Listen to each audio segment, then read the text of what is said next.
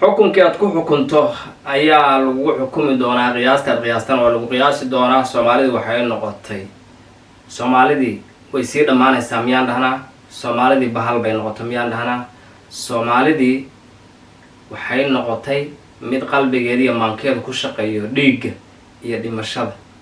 Soomaalidii waxay noqotay mid rabta inay dhimato, wada jecel inay dhimato. Qof kasta waa dhimanaya, qof kastana wuu xanuunsan doonaa si uu dhinto. taas waa mid xaqiiqada aan wada ognahay. maalin kasta dad baa dhinta ayagoo xanuunsan, qaarkood ayagoon aan xanuun ku dhicin ayay dhintaan. laakiin inta badan haddaad dhimanaysid waad xanuunsan doontaa, sakareed baad mari doontaa. taasna waa midda bini-aadanka oo dhan sugaysa. halkan waxaan ku haynaa maanta video koox dhalinyaro iyo dad waaweyn isugu jira ay heesayaan. hees erayadeeda inta ugu badan ay yihiin dhimasho. geeridu waxba ma ahan, geeridu waa caadi, geeridu kuma karto heesa. marka dhammaan dadkaas, xitaa qofka videoga duubaya waa wada qaylinayaan, waa wada jidbaysan yihiin. dhammaantood waa wada jidbaysan yihiin. waxaan is weydiiyey markaan dhageystay oo arkay erayadeeda ugu badan inay dhimasho iyo geeri ka sheekeynayaan, dadkiina ay wada jidbaysan yihiin oo ba jecel yihiinba. waxaan is weydiiyey talow haddii hees jacayla loo daaro saan ma wada jidbaysnaan lahayn, mise hal qof aa qaadi lahaa inta kalena waa dhegeysan lahayn. anu waxaan qabaa inaysan wada jidbaysnaan lahayn, hal qof uu aqrin lahaa haddii heesu jacayl tahay. maxaa yeelay Soomaalidu jacayl iyo nolol ma rabto, dhimasho unbay rabtaa. aan isla fiirino videoga iga yaabiyey, adinkuna inaad yaabtaan baa laga yaabaa. dadku si wada jidbaysan yihiin oo ereyada dhimashada heestan ku jirto tiradoodan iyo dhiigga baxayo siday u jidbaysan yihiin. waxaa laga yaabaa inaa wax kala isweydiisid, laakiin waan ka wada hadlaynaa waxaas oo dhan. videogaan aan sii daayo.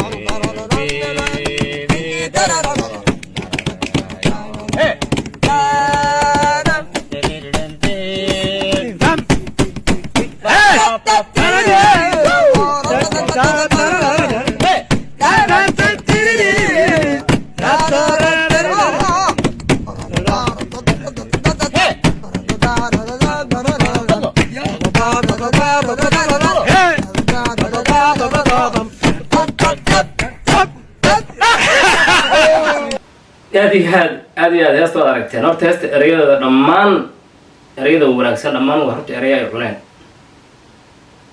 qaarkoodna way ka boodeen, qaarkoodna waa ruugeen. laakiin kuwii dhimashada, geerida, dhiigbaxa, kala cararka waa ku raaxaysanayeen, waana isla wada qaadayeen dhammaantood. ya geerida dishaay heesta waxaad isweydiinaysaa waa wadani. ha waa run, waa xilliyadii aan ishaynay Ethiopia heesta lasoo qaaday, laakiin ma ahan heestu ay sheeg hees. waa hees ku wanaagsan dhageysiga. geesiga dhulkiisa guusha u horseedee. ha waa run, laakiin maanta meeshaan marayna waxaa weeye geesiga dhulkiisa, geesiga tuuladiisa guusha u horseeda. Soomaali waa ognaa maanta tuulooyinkii is haysta, magaalooyinkii is haysta. waxaa weye Soomaali dhexdeeda ayadayaa isdilaysa. maalin alla keeno wiil Soomaaliyeed ayaa wuxuu ka daadinayaa dhiig wiil kaloo Soomaaliyeed, ama magac diimeed ha wato, ama magac qabiil ha wato, ama magac dawladeed ha wato, wuxuu doona ha wato. wiil Soomaaliyeed ayaa wiil kale oo Soomaaliyeed dhiiggiisa daadinaya. soo marka haddana waa ogtihiin heesa maanta qaranku loo qaado ama qaran maanta dagaal ku jiraa ma jiro, laakiin maanta waxaa arkaysaa heeso loo qaadayo localka maaragtay maxaa la dhihi jiray dowladaha localka ay samaysanayaan u samaysanayaan midda kaloo dariskeeda ah oo localka ah ay isu samaysanayaan tuulooyinka magaalooyinka.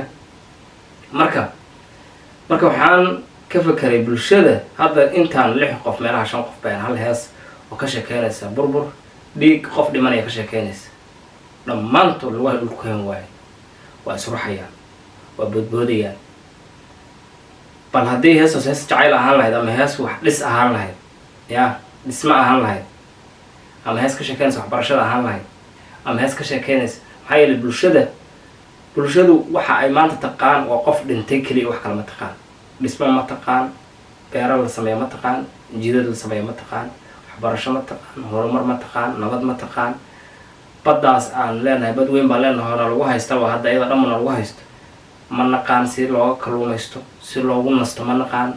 badaha Soomaaliya ilaahay badaha wuxuu ugu talagalay bini'aadamku inay ku nastaan. adduunka dadka badahaas kale way ku nastaan way fariistaan. Soomaaliya badeeda cid ku nasata male, waa untouchable. meel waxaa jirta Soomaalida iskale aysan weli teginay jirto oo xeebaha Soomaaliya kamid weli qof Soomaali soo looga hadhigina ku jirta. Soomaaliya waa iskale. Can you believe it? ma rumaysantahay inay jiraan xeebaha Soomaaliya meel weli qof bilaadan oo Soomaali uu tegin ayagana iskala dhulka waa buuxaan oo weli la taaban sidii Ilaahay u sameeyay qof bilaadan oo isku dul socon way jiraan. marka dadku way u fududahay inay ku jidboodaan. fiidiyogan wax ila yaab waxay tahay dadkii way u fududahay inay ku jidboodaan waxyaabo ku saabsan dagaal iyo dhimasho, laakiin way u adag tahay inay ku jidboodaan waxyaabo ay ku jirto horumar ay ku jirto. bulshadii oo dhan waxay noqotay bulsho ay u sahlan tahay dhiigga iyo dhimashada iyo dhiigga. adduunka meesha dhimashada iyo dhiigga uu ka yahay waxa ugu dambeeya xumaana dhici karta adduunku waxay u yaqaanaan cadowga bini'aadamku waa geerida. waa run geerida cid jecel male. qof maanta kula dhashay hadduu dhinto ama aad garanaysid waad naxaysaa. waxaad leedahay allah geeridu kuma wanaagsanayn. geeridu qofaad taqaana kuma wanaagsanaad leedahay, balse waa qadar Ilaahay. meeqaan aragnaa anagoo ooyeyna markii qof aan jecelnahay uu dhinto ama tii Ilaahay u imaado iska dhintay ama la dilo. meeqaan ooynaa xisaab male. soo macnaheeda waxaan u ooynaa waxay tahay geerida inay cadow tahay. taasaa ku cadeynaysa. maxaad ugu ooyeysaa qof dhintay haddayse geeridu cadow ahayn? waxaad rabtay inuu noolaado, balse geeridu waa cadow. geeridu waa cadowga aadanaha waa waxayse ka baxsan karin. qof kasta bilow aadan ah wuu dhimanayaa, ama si keliis ha u dhinto ama xanuun sariirta aad la kortay ku dhimo waad dhimanaysaa markay noqotaba. soo marka bini-aadankii waxay noqdeen marka kuwo ku faraxsan dhimashada. waa sababta maanta Soomaaliya dagaalada aad kugu badan ay uga jiraan. kuwo ku faraxsan dhimashada, ku qanacsan, ku heesaya geesigu ma dhintay oo isleeyihiin. bulshada waxay noqotay bulsho ay u sahlan tahay inay ku farxaan geerida, inay ku rareeyaan ereyada dhimashada, ereyada dhiigga. maxaa yeelay dee ninaa hadda kahor waxaa la yidhi indhuhu la-aan jira. indhihii baa hal mar maalin maalmaha kamid inta u furmo wuxuu arka bakayle markuu arka haddana indhihii ka dameen. soo marka waa loo sheekeynayaa maroodi baa laga sheekeynayaa moogta. maroodi baa xagga soo maraa laleeyahy. markaas wuxuu leeyahay maroodigii bakayle inteebu ka leekaa dee wax mataal ah bakaylu haystaa oo uu arkay weligiis wax kale ma garan karo. soo marka dadka Soomaaliyeed aqliga keliya yaqaanaan waa un burbur, dagaal, dhimasho, dhiig daatay. heesaha waxaa ka sheekeynaya marka kulligood waa u jidboonayaan. ilkahooda waxaa ka yeeraysa jirir baa ka yeeraysa kulligood hadday maqlaan hees ka sheekeynaysa dhimashada iyo geerida. وعجيب وي adigu ma ku raaxaysataa heesaha ka sheekeynaya dhimashadii geerida mise waxaad ka sheekaysataa heesaha tabaca ka sheekeynaya heesaha ka sheekeynaya nabadda heesaha ka sheekeynaya nolosha heesaha ka sheekeynaya qoyska heesaha ka sheekeynaya jacaylka miyaad dhegaysataa mise waxaad dhegaysataa kuwa kuwa dhimashada iyo dhiigga la daadinaya ka sheekeynaya